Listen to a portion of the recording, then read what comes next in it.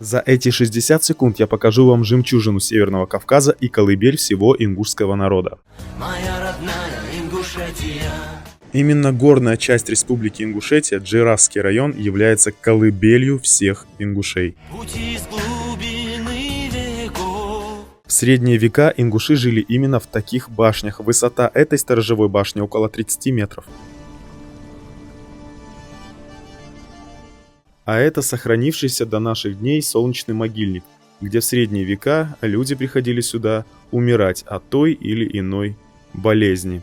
Как правило, сюда уходили на карантин, чтобы других не заражать. Тебя святая сторона, моя родная Ингушетия. Ингуши испокон веков были и остаются гостеприимным народом. Как раз таки самый вкусный ингушский чай в горах Ингушетии. И ты заингушься, налей себе чайку, поставь лайк и подпишись, чтобы не пропустить продолжение. Моя родная Ингушетия.